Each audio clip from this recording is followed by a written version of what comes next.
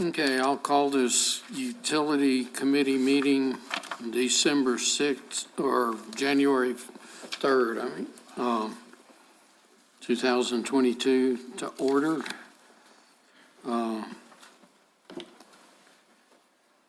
If everybody will turn their mics to green, will help, and Karen won't yell at me anymore.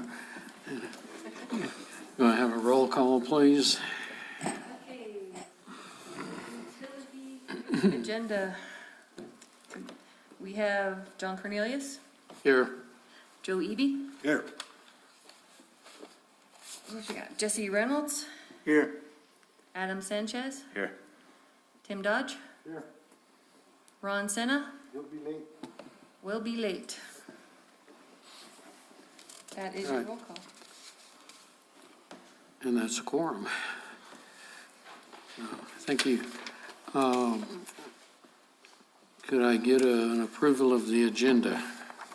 I'll make a motion to approve the agenda as presented. Second. Thank you. All in favor? Aye. Aye.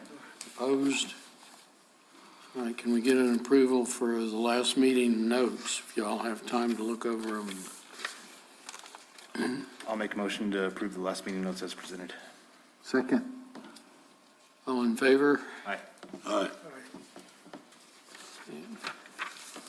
All right, we need to have an approval of the 2022 open meetings resolution, which, Actually, that's an error. That should not be here. We did that last month. oh, okay. All right, for the reports, actually the sewer audit. Oh, I want to welcome Jesse Reynolds. We appreciate you helping us out. Thank you. So for the sewer audit, there hasn't been any change. There was one property that did connect on their own without any letters this past month. And I haven't been able to talk to Adam just yet due to the holidays, so I'm hoping I can get with him sometime this month and we can figure out the letter situation. Okay, the water audit.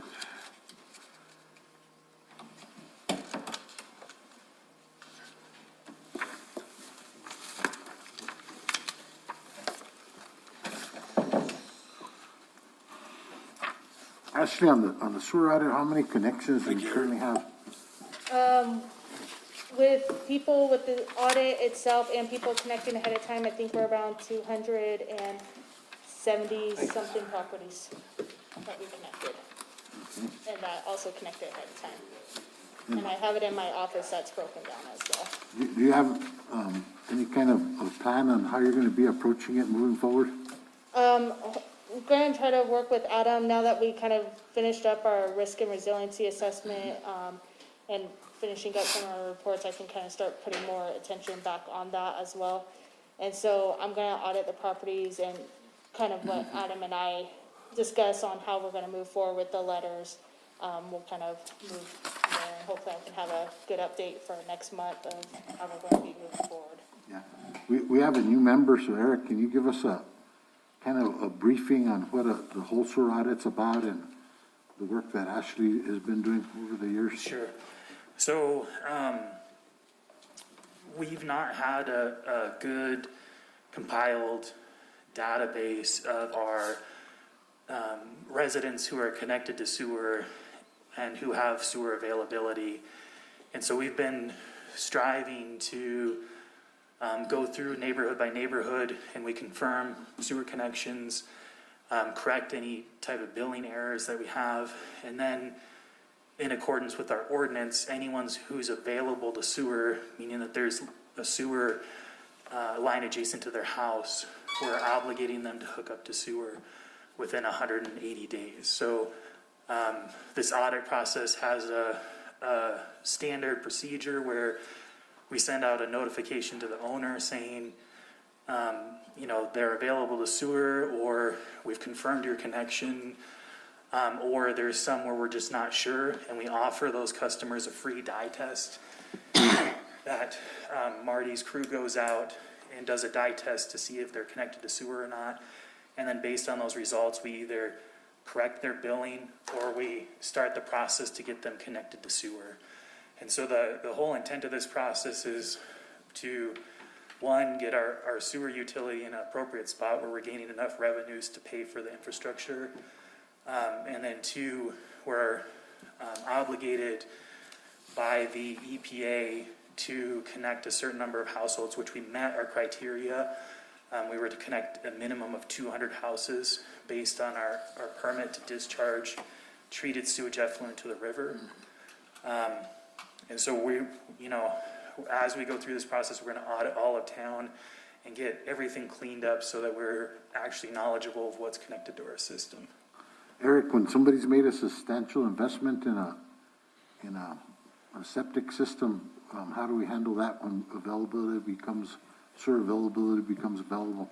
So if they have a new permitted, it has to be a permitted through NMED aerobic system, they're given a sunset period of 5 years to basically allow the pump and motors of the system to wear out, and then they're obligated to connect to our system. So we're trying to find that intermediate balance between having somebody take on another financial liability after they just invested a large amount of money. Given that, though, we've actually only had one person. I think that's under that. Almost everyone else has been under the situation where they've had to just connect.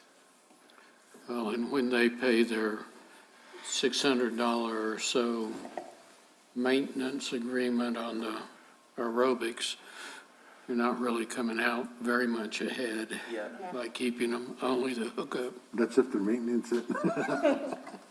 And I've had people that, the one guy he had on Cardinal, he had a brand new aerobic system, and he chose he'd rather be on sewer, so he went ahead and he sold the system and hooked up to sewer. I would assume a bunch of them are deferred maintenance and. Yeah, well, if NMED is doing their job, they're supposed to keep track of those because you file a permit, but they're not. Right. Sorry, Eric. No, that's okay. So for the water audit, I'll give you a kind of simple explanation of that also. So the village conducts annual water audits on the utility system. Basically what we do is we look at all of our water that we produce. So all of the water we pump from wells and treat in treatment plants and put into our distribution system, we account for that water, and then we look at all of our water sold to customers, whether they're internal or external, and then we look at any type of water that we give away for free. So, for instance, we utilize water in our treatment process, whether it's for carrying chemicals in the wastewater, or I'm sorry, the water treatment plants, or we have a flushing program where we discharge water out of the fire mains. That's all this part of the cost of doing business, of managing a system. So we basically account for all of the water uses, and we compare, this is our water we put into the system versus the water that we can account for, so that we can find that water that we're not making revenues off of. It's called non-revenue water. Some of that is okay. Like I said, when we're treating water, we need to use water.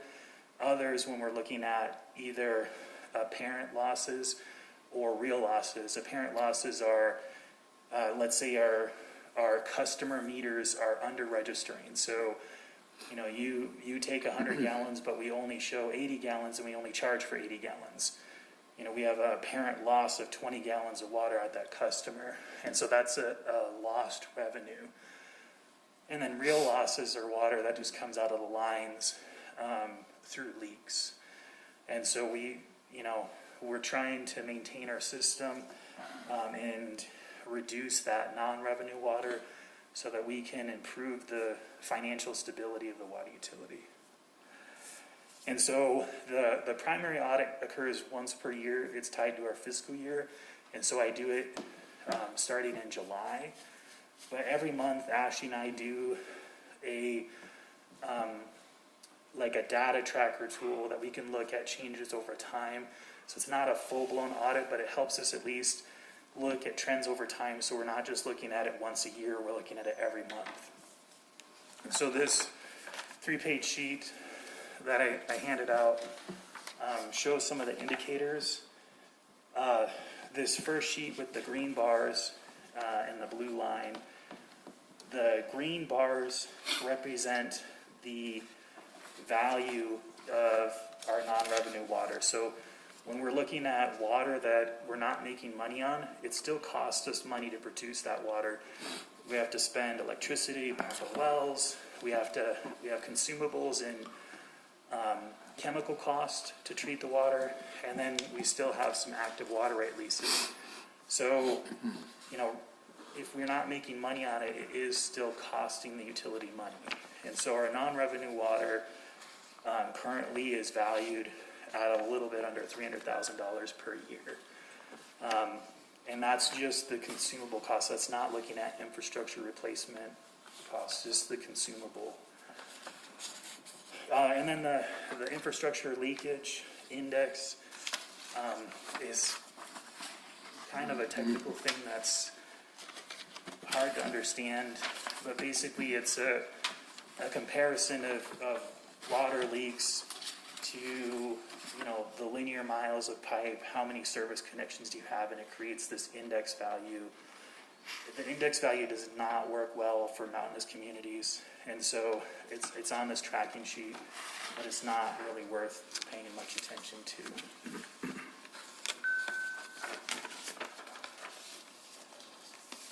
So the next sheet, the gray bars with the blue and orange line. So this is showing the total water supply to the system.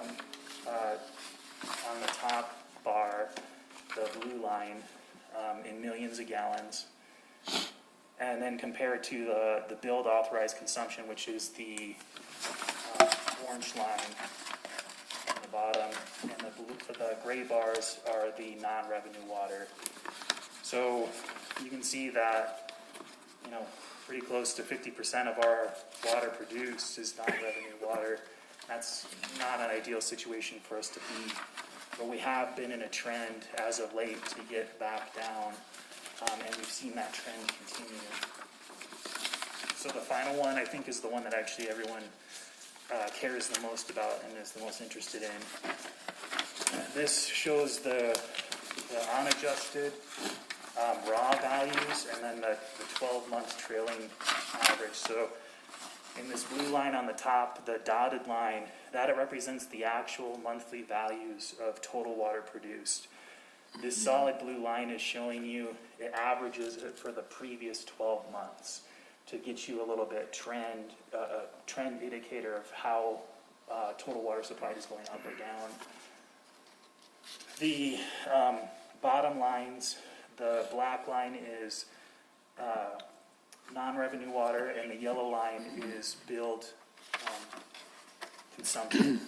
So, very interesting drop in total water produced, Randy. I don't know if you saw that, but this was one of the lowest months in November of water production ever, probably since you or I have been here.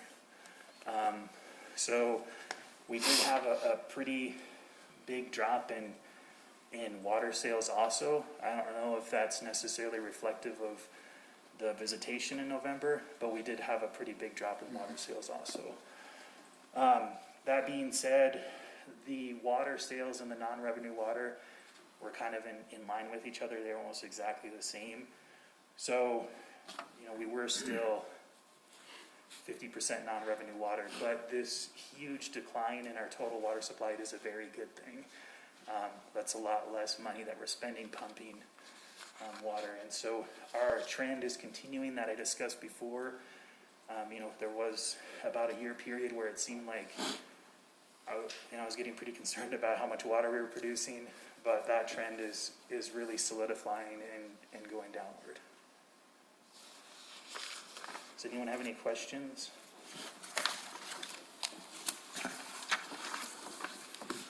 That's what Eric's been spending the $3 million on the bond issue every couple of years, fixing leaks and stuff, and why, you've cut it over 100 million gallons a year, haven't you, on leaks? That's its, so where we're sitting at now, yes, it would be about 100 million gallons, but because of that last year period, technically the last water audit showed about 35 million gallons difference from 2016, but I do think that we're back down to that 100 million gallon mark, and that next water audit in July should show that, barring anything crazy happening.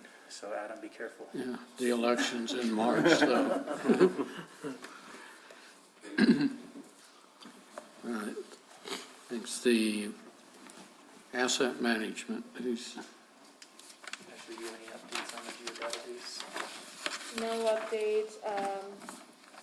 Again, since now we're done with that risk and resiliency assessment, that's where my time was focusing on. I'm gonna be working on the utility network, getting our geodatabase all cleaned up and fixed up.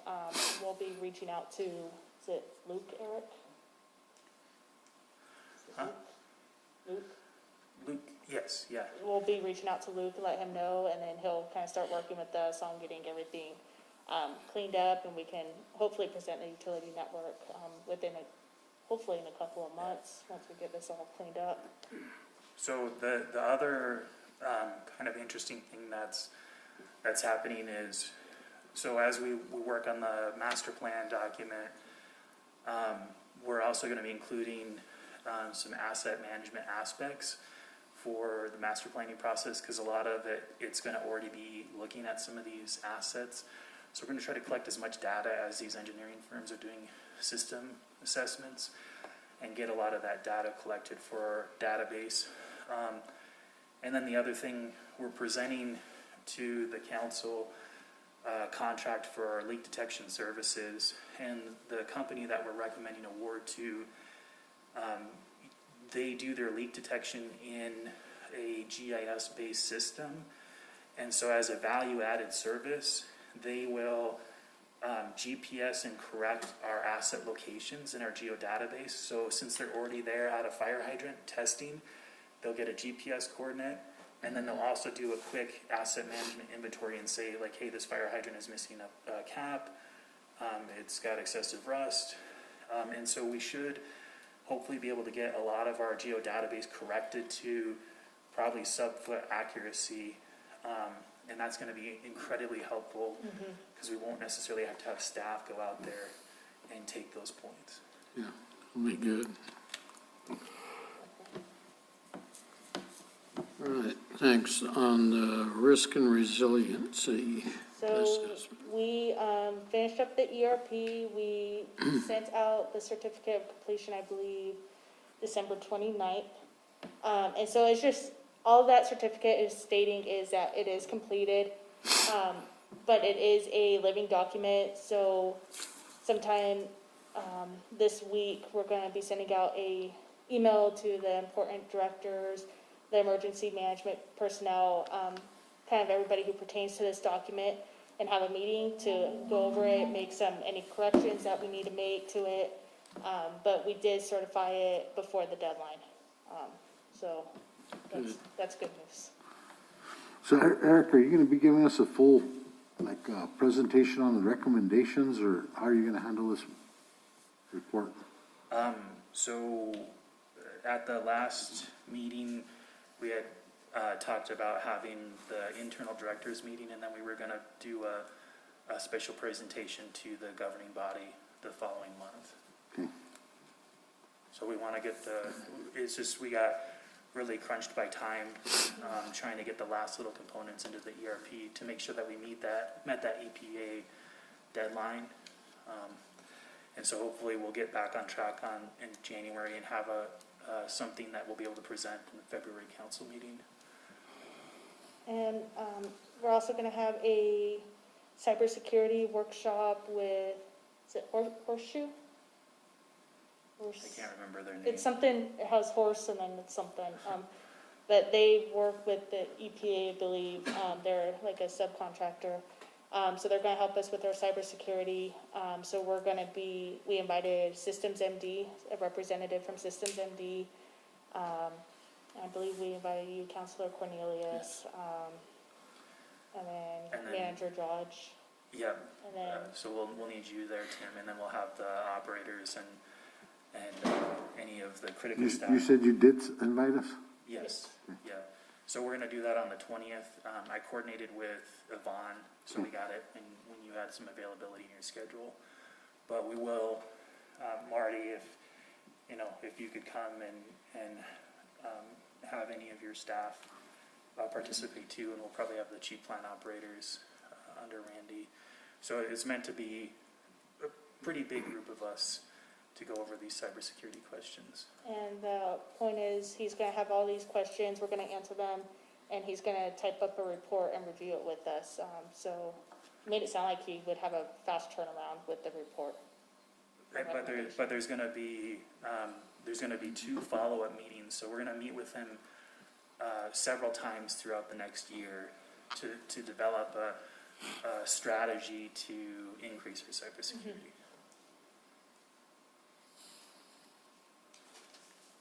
And that's it on that one.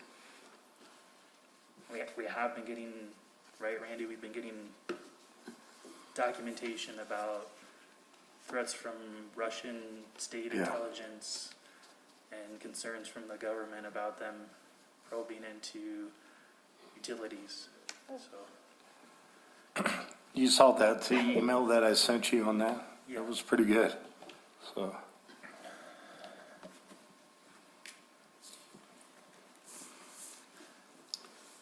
All right, master planning and rate analysis.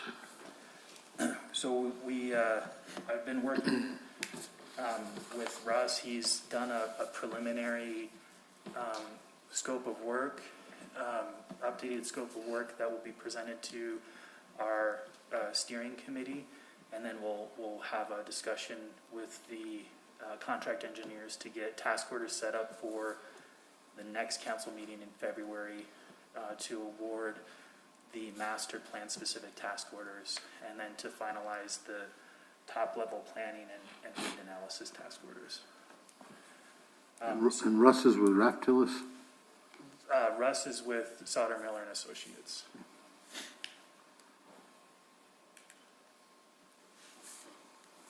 And then Ashley has been working with Russ also on getting him details about our geodatabase and our the gaps that we have for asset management, so that can be included in the scope of services as those contractors develop their master plan documents.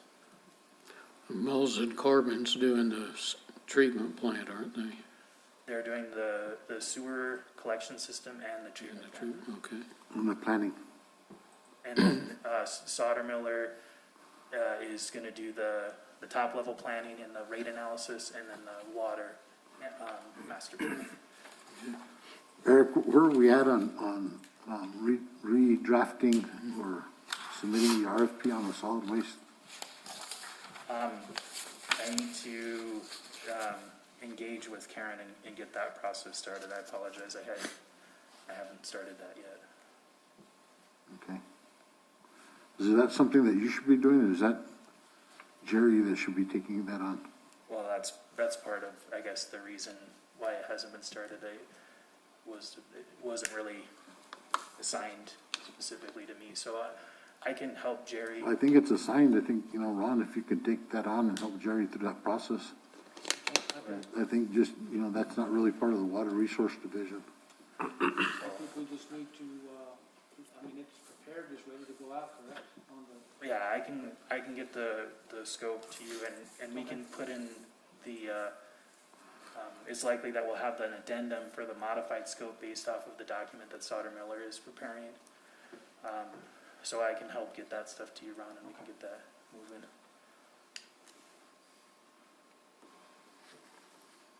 Thank you. All right. Into the planning, I think most of those are yours, Eric. Yeah. So the Two Rivers Park, so Chris and I now that the holidays are over, we'll be working on getting that project prepared for brick funding application process. So he just needs to do the preliminary design for the hazard mitigation 25, and then we should have the data available for pricing where we can go through the brick application process and hopefully see if we can get that funding awarded.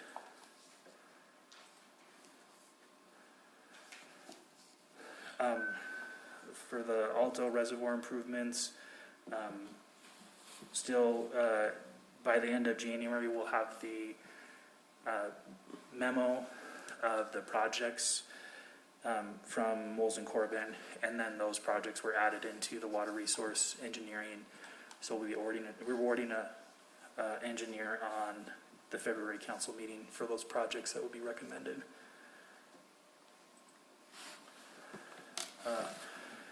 The underground storage and recovery,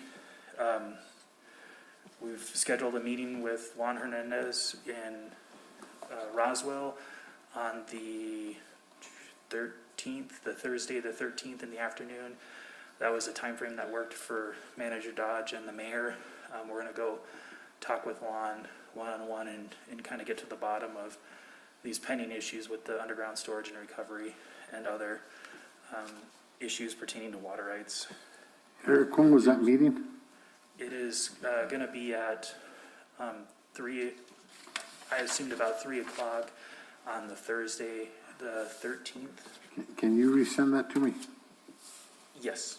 It's not And on can my you calendar. kind of hit the highlights on that underground storage for Jesse? Oh, yes, I apologize. So underground storage and recovery is a process where we can take water that we're producing from Eagle Creek in times when there's plenty of water. So imagine after a really good monsoon event, or when we're taking advantage of a good snow year, we get that spring runoff. Sometimes we have more water being produced than what we need. And so what we were looking at is taking that water out of the distribution system and injecting it in our Welfield along Gavilan Canyon Road. And so the underground storage and recovery process is basically looking at how can you create an underground storage reservoir for water. You're injecting water in the ground and it stays in the rock formation there. And then you measure how much of it seeps out. And so maybe you get like a 80% retention rate in a certain time frame, so that you can divert 80% of the water that you put into the ground back up at a later date. And so we were looking at a project to potentially extend, say, a snowmelt runoff for several months into the summer. We're looking at about 3 months is kind of our maximum that we can safely store water underground without substantial losses to the surrounding aquifer. And so it's a pretty arduous process that requires a lot of scientific study. And right now we're in the pre-application stage where we're kind of negotiating and resolving all of our issues with the state before we submit the money. We're estimating that the study itself is about a $500,000 project. The permit, just to apply for the permit, it's like I think I calculated about $55,000. So it's something that we want to make sure that we have everything that we can resolve done before we invest that much money in that project.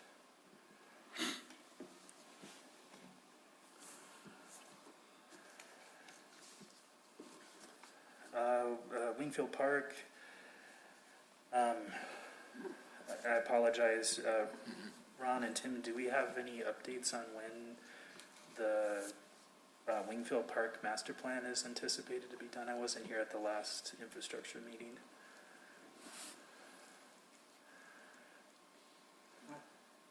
I think they were just gonna wait on a few, I think most of it was approved, but they were still wanting to get some of that stuff finalized, but Okay. I wish Rodney was here to. I apologize. I should be.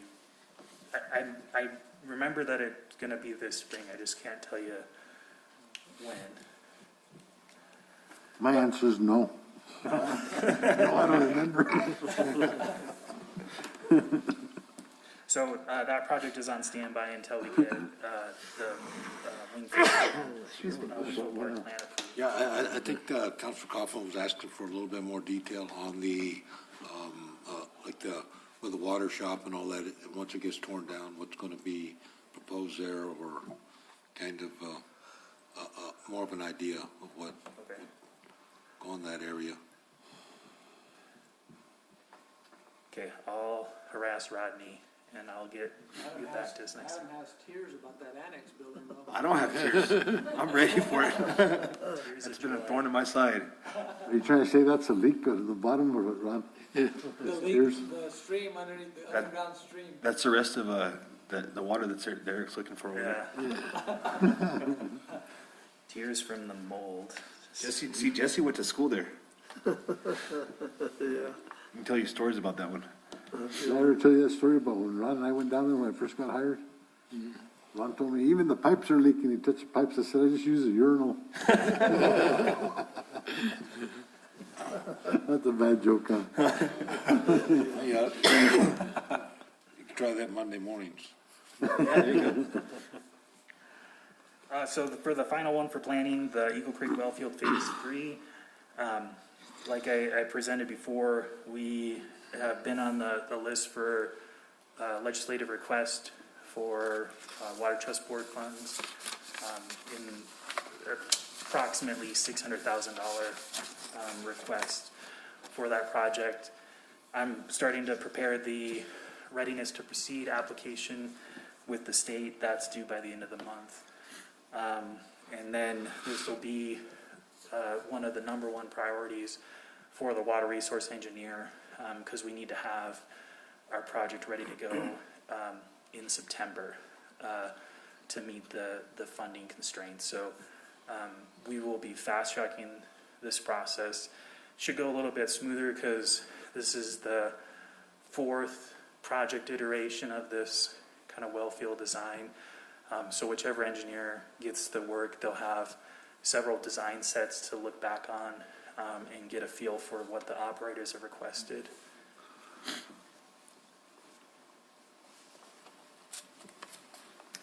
Okay, on the engineering, you've got the first one. So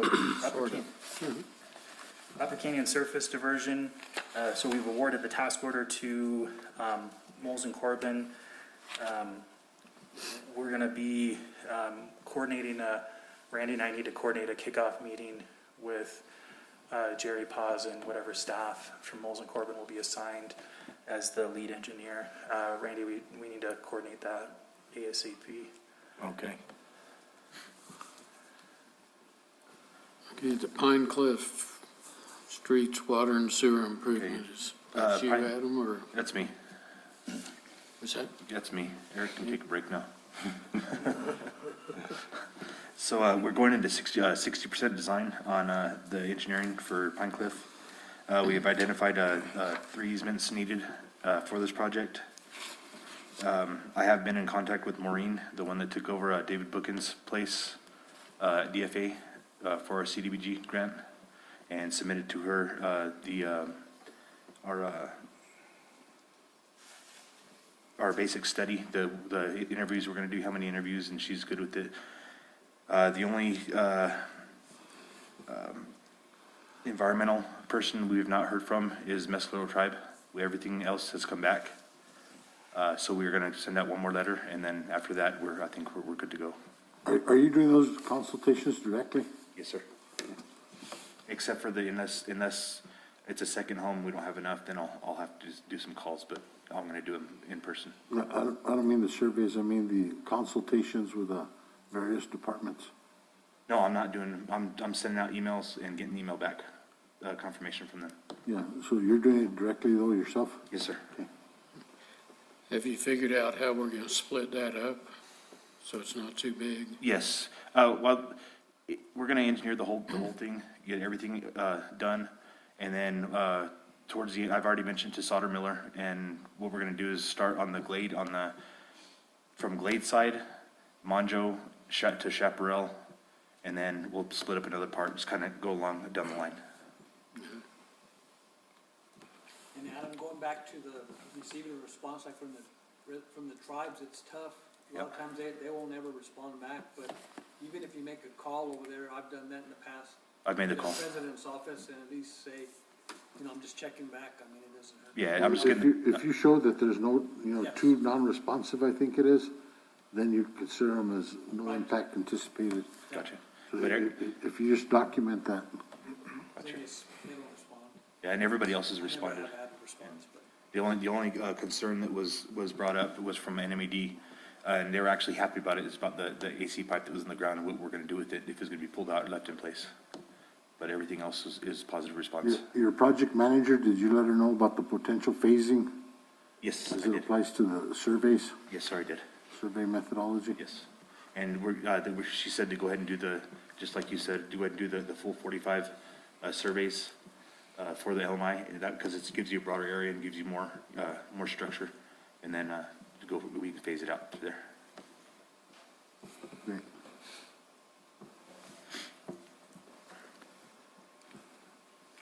Okay, the village hall grading and drainage. So Zeke and I have been working with Chris Phillips with Riverman Engineering.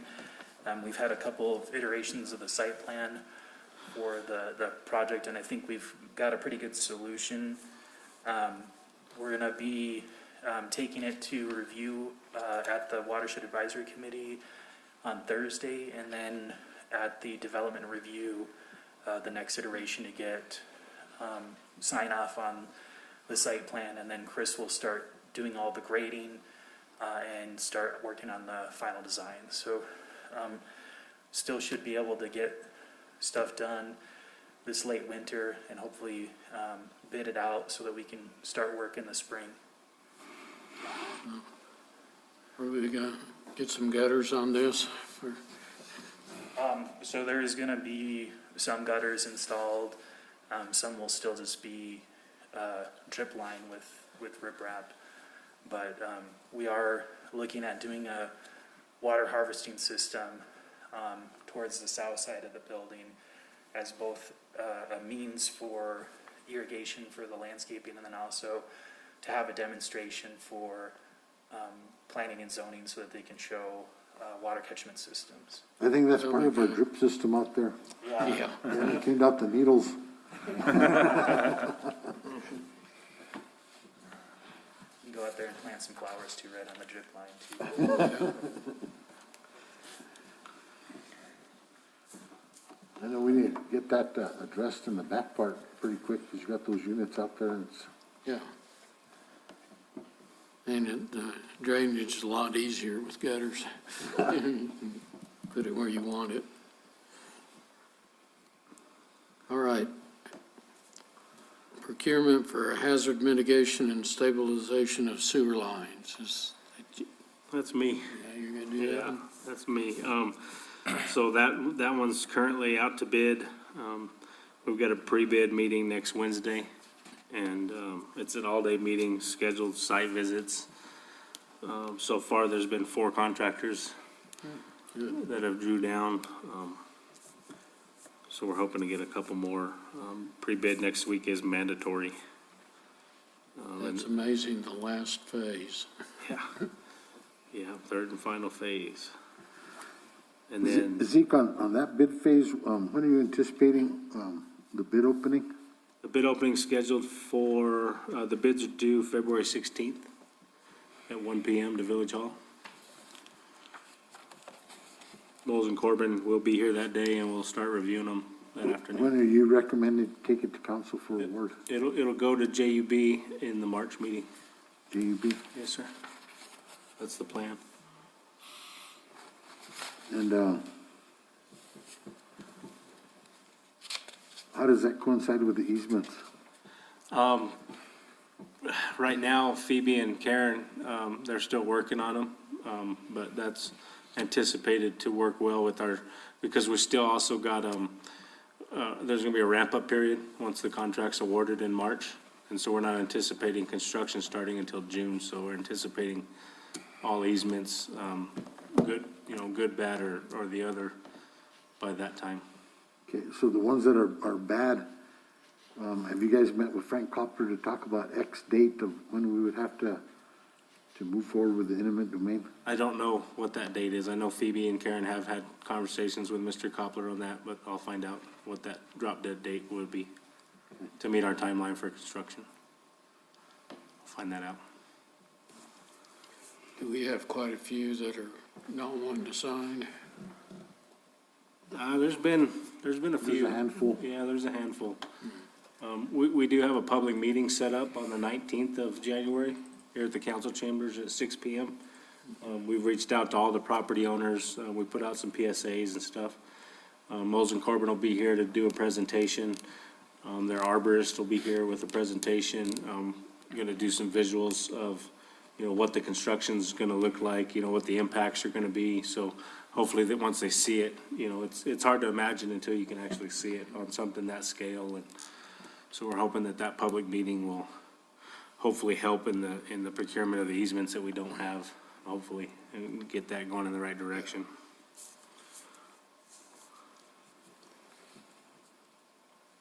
All right, Randy, the Grindstone Dam Projects.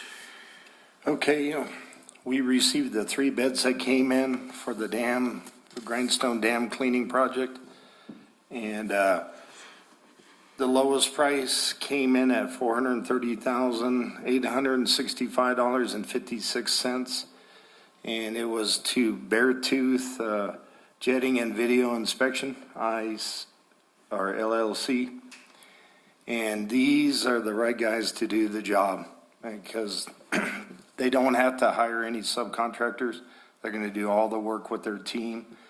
That's what they do. I mean, that's their forte and they're real good at it. So I think we got a real good selection and they actually beat the price pretty decent by the other 2 contractors. And I think the biggest part was because, the other contractors had to sub out some of the work and they're keeping it all in-house, so which reduced the cost. And it's going to be a good project. It will go it's on the workshop to award the bid to Beartooth. It'll be on the workshop tomorrow and then on the council meeting on the 11th. So we look forward to getting that project moving. I know James Head is really glad to hear that. So, and the other project is moving along. That's the conduit and vault inspection. So they're working on it right now, and that should be moving pretty quick. The final project with all the construction fixes for the dam on the surface and then the spillway, they're working on that also. They should be giving me an update within 2 weeks on, the status and when that one's going to move forward. Good. And that will take care of all the all the projects that was identified in the inspection. Be good until the next one. Yeah. And all the other maintenance issues? Yeah, most of them are done. A lot of them are ongoing, and I put a list together and sent that to Manager Dodge, and addressed everything that we've been working on, and so making a lot of progress.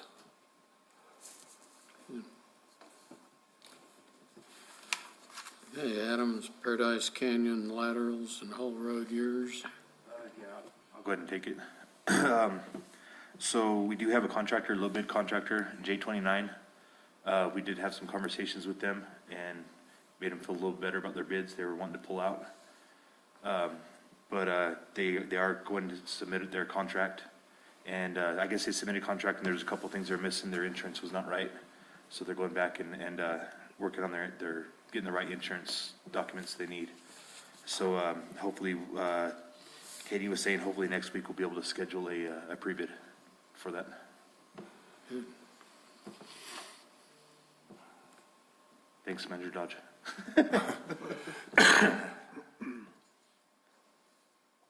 I didn't twist the Recall, I'm arm sorry. too hard. Yeah, Go ahead. I bet. I didn't twist the arm too hard. No, not too hard, but you. That was actually nice this time. And they're gonna take care of Hull Road too. Yes, sir. Yeah, their concern was, some of their bid items they thought were off. They're looking at other bids that came in, and they were lower. I mean, they're within, the engineer's estimate, but they saw some of the other bids that came in, and they started second guessing what they had bid on. And, Manager Dodge made them feel a little bit warm and tingly, and they're good with it now.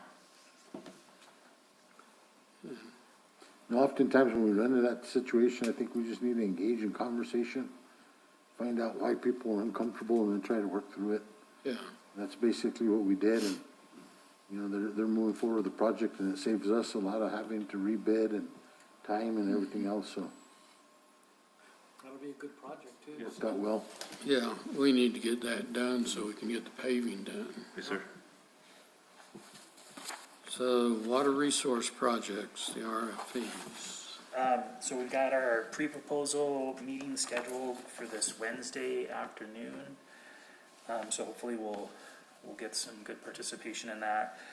The proposals are scheduled to be turned in by the 21st of January, and then we'll have a quick scoring turnaround, replacing it on the February council meeting.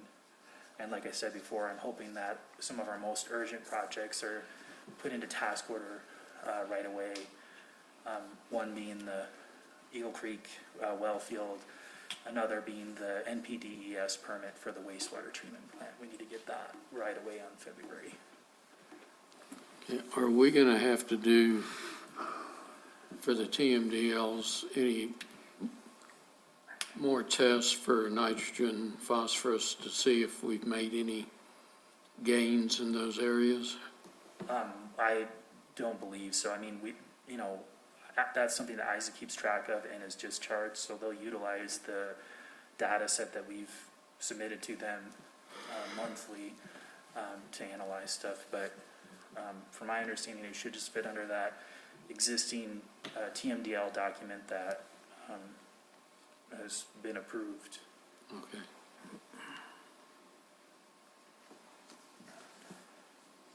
And then the leak detection, So again, we'll be looking to award contract at this next council meeting. Then we'll schedule a meeting with the company that we're recommending for award to coordinate an initial task order to do leak inspection on the entire town.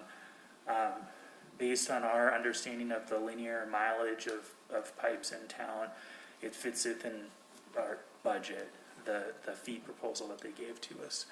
So I'm really looking forward to working with this contractor, and like I said before, there's a lot of value-added services that they're gonna do for us that, they're already out there, they're gonna do all these services for us for free, so, we're really excited to start a relationship with them.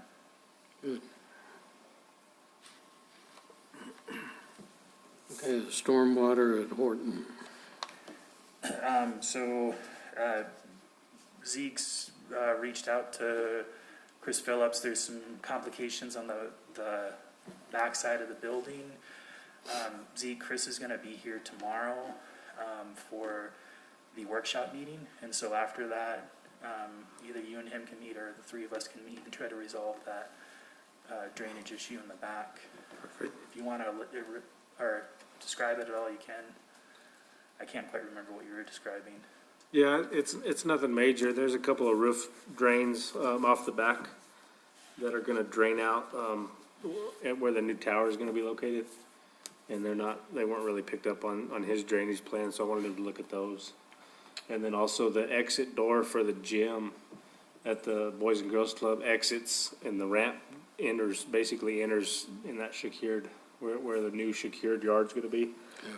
And so I brought that up to Chris to look at tomorrow to see how we can maintain egress or, exit in the gym, but not dump them out into the secured yard at the dispatch. So that work's still scheduled to start in the springtime right now. The contractor's working on the inside.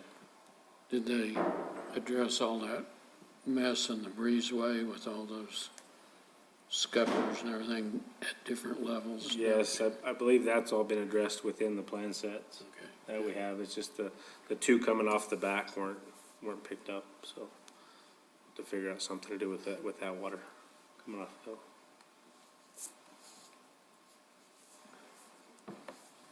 It's only a problem when it rains. That's right. Yeah. That's right. Yeah, lift stations and force mains, are those yours? You want me to get that or you want to do it? Yeah, I can. The contractor's, finishing up the pumps at the Circle Lift Station currently, and they mobilized over to Sleepy Hollow, today, and they're actually starting work on the Sleepy Hollow Lift Station today. They've got the road closed there at the bridge, and, that's scheduled to be closed until March. So they've got a detour set up to get the other residents out through, what is it, Evans? Evans, I believe, yeah. And so tomorrow they're gonna have a water outage. They're gonna relocate the fire hydrant there at the Sleepy Hollow location. And so they did, door hangers and knocked on doors today to notify people of the water outage for tomorrow. So, What percentage does it take us to completion on that project? percentage of overall? I'm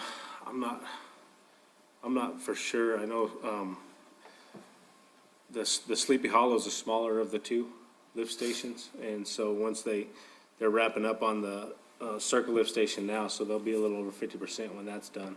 They'll have to come back in the springtime and do the paving on Sutter if they've got it patched now temporarily, so. Like I said, Sleepy Hollow is a lot smaller compared to the Circle Lift Station.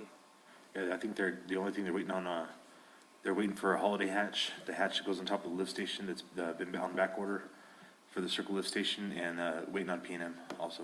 For the electrical. And the force main, The force main's installed, all complete? done, yeah, for the Circle Lift Station. Yeah. Yes. So how big's the main for the smaller lift station? How big is the main? The force main where you're pushing it back? I believe it's only a 4-inch. 4-inch, yes. Yes.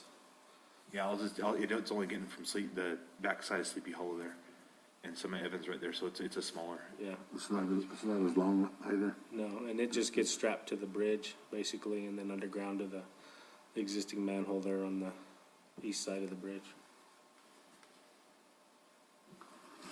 So it should be pretty close to complete. Yes, that project's actually, time frame's been real well, and the contractor's done a good job. So far, so good. They've worked real good with Adam and the street department and the public notifications, and it's been a good project so far.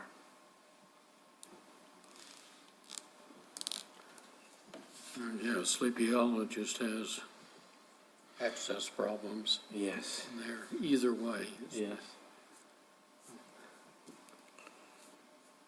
Are you gonna get a shop? You know, it's actually started, they're mounting, or they're,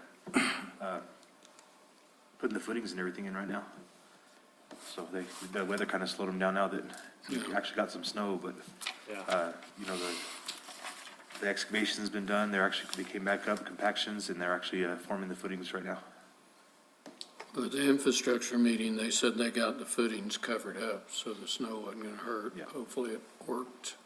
Yeah, it's pretty muddy over there, but I think they got them covered up pretty good. Good.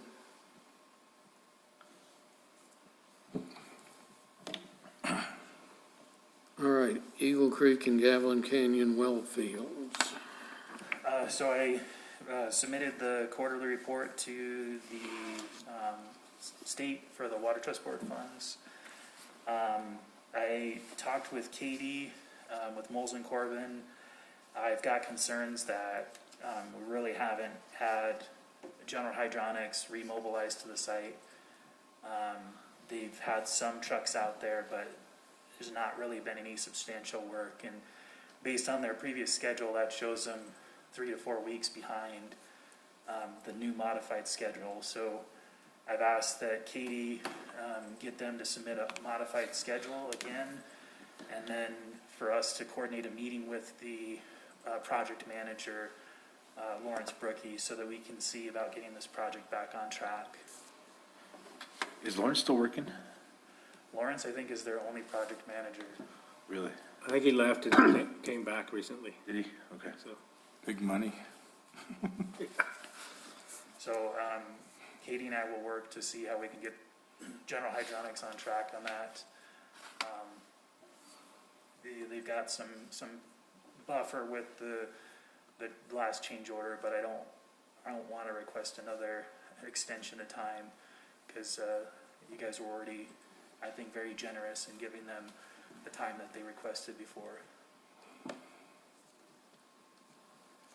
Well, that seems to be a story with them anyways. Extensions. All right, Alto Crest Treatment Plant. Okay, Smithco Construction LLC has pretty much completed all their work on the project. And that's, except for, the small, the list of items, punch list items, and which we've identified, and I submitted on Thursday of last week to Katie. I updated the list, added a bunch of pictures of each item, so she has that. Purpose for that is to get them moving on it, on some of the items that might take a little bit longer. And there's a few items that are just cosmetic, so that's moving along pretty good. We're on our final phase of the project, which is the most complex. That's the instrumentation and electrical work. That's been pretty interesting. We've run across a lot of issues and items to figure out, because when they look at it and design it, and when you get out in the field and you start actually tying it in to the PID loops and trying to hook up some of the older equipment, things don't always work as planned. So that's kind of been interesting. And we've worked through most of them. We still have one big item left. And that's going to be change order number 4. I know I said the CO word, but it's going to be for $37,009.53 and an extension of 50 days to complete the work. The work is basically for additional program wiring and a bunch of adjustments and stuff on 6 spray valves and then the influent valve. So that's an interesting part of it. Karen and I and Eric worked on that change order summary report today. We fine-tuned it and added stuff to it and modified it, and I think it's pretty good. So are those changes something we couldn't have foreseen, or did we miss that in the contracts? it's kind of unforeseen, and it's kind of a different situation, because what they did is, they took a lot of the documentation and the plans that we sent them, years ago, or year and a half ago. And some of the stuff showed the brave valves, the 6 on the backside of the plant, showed that they weren't modulating. So they kind of designed the plant around non-modulating valves. And then it showed the influent valve modulating. So which is totally opposite of what needs to happen to make the plant run right. So somewhere between, when the plant was originally designed and before I got here, there was modifications made, and a lot of it because, the rules and regulations set by EPA and NMED were changed, and, there was more strict NTU numbers. They were more relaxed years ago, so modifications and things had to be made. So that's where we found probably some of the issues, And of course, part of it is, we're going to change our strategy, and in the design phase, we're going to have more key players involved, and going to do a better job on verifying everything. And Of course, we didn't really get into a lot of the control stuff. We didn't really find out exactly how it was gonna work until, last couple months or last month. So the operators really didn't have a total clue until they started putting everything together and then starting showing us and tying everything in. So, That's when we came across a lot of the issues.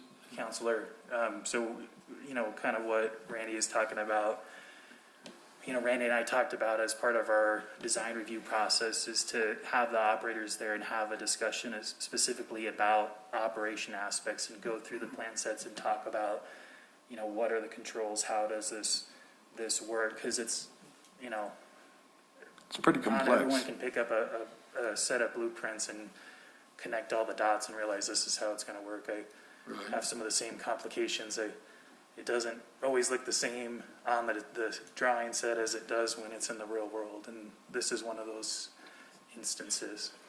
And then, So are they gonna give you a set of as-bills when they're Yes. done? And we can get that into the asset management and correct. keep. Yeah, they call them red line drawings, and it is included, so. Okay, great. And a lot of it is, we really, I don't know, they was kind of like they designed some of the stuff as they went, or they looked at it, and, it's, anytime you're dealing with a what do they call that, a rehab project, it's a lot different, things come up as opposed to, building a brand new plant. The other thing, this is a unique plant. I don't think Rob's really ever dealt with something like this, where we have well water coming in and surface water. Most plants that they design and deal with are just surface water treatment plants. So this one is a little bit different than the norm. And, we did explain that. And the other thing I wanted to mention real quick is even with the existing 1 through 3 change orders, it came out to $18,235.08. And with the addition of the 3709.53, it only comes out to $55,244.61. And then for a rehab project, that's pretty decent. I mean, that's pretty good. Plus, we've been working hard on trying to get all these things solved, and it's been interesting. But it's, been a good experience, and we're going to come out with a good product, the bottom line, so. Well, that's good. Hopefully we can come up with better specs on all this stuff going forward when you have good Part of it, plans to work on. I'll take some of the responsibility, we should have really looked more into some of the plans, but then when you have 1,000 things going on and they need this and that and everybody needs stuff, it's not an excuse, but it does make it challenging. Yeah, I know, and there's several sheets of those plans. But they did put a lot of focus on making the building, putting it back into compliance, with the cylinders. There was a lot of stuff, with the building that was out of compliance. They put in all the ADA stuff, so they put a lot of work on the design and upgrades, and my main focus was the operation side of it. That's what I cared about, so. Good. All right, restoration of existing sewer lines and manholes. So, we finally got the easement from the Ivies on Fern Trail. Great. And he was really nice, once we explained it to him, and he actually came up and understood what we were asking for. He was really good about it. So MP Chavez was actually planning on starting right here after the new year. He's kind of judging the weather right now to see if he can get in there and get it done. And SAK is actually mobilizing back up to finish up their punch list items, hopefully in the next week or two, depending on weather. Good. And then Town and Country. We'll let Jesse give you a report on Yeah, Jesse, give how me a report. inconvenient that is. It's going good. All water lines are in and alive. Everybody is tied over to the new line. All sewer lines are in. All the existing customers are tied on. Like Ashley had stated, that'll be the next round of letters probably that we send out.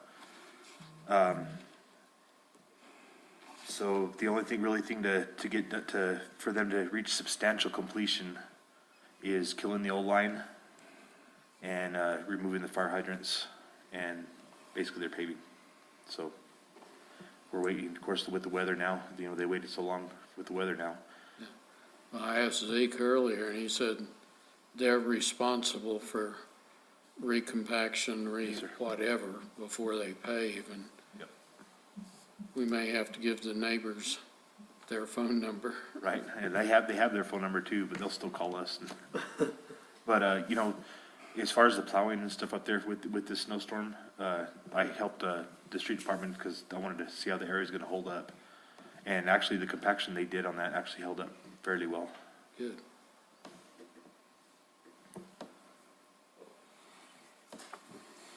Adam, where you at with, trying to get access to those sewer lines for the residents down on the bottom? I need to work on that. I haven't made any progress since we last talked on that one. The sewer line is in between Doniana and Rio Riba. Marty's guys went and put in the sewer line down to Rio Riba. We are trying to get the easement from the church and the guy that owns the hillside there. But we are actually working on putting the new water line in that before we pave it also. But I do need to get with the homeowner and reach out to him again. Who are you talking to at the church, Adam? Joe McGill? Joe McGill. And he's been good with it. There's one portion that we need to cut across that other property. Might get a survey too, so. Yes, sir.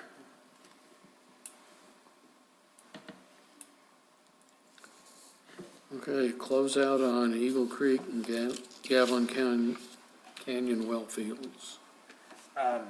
So I talked to Randy today about seeing where the progress was for the secondary line dig at Little D. And so Terry is going to be reaching out to Marty and Adam to schedule a meeting here this early January to coordinate this second dig. Once we find out exactly how that line is plumbed in, we'll get the redesign and we'll get the connection changed over to the proper live line. And I did talk with Terry today, and we're gonna also coordinate the dig, the locate for it, so it'll probably be put in tomorrow or so. And it's Terry Yarbrough. He's one of our chief plant operators that works under Randy. Yep.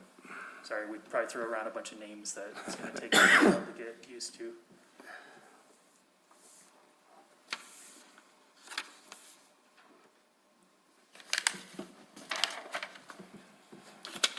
All right, it looks like completed projects are emptied, so, which is about par. So, Karen's got the next date for February 7th at 3 here. So does anybody have anything else?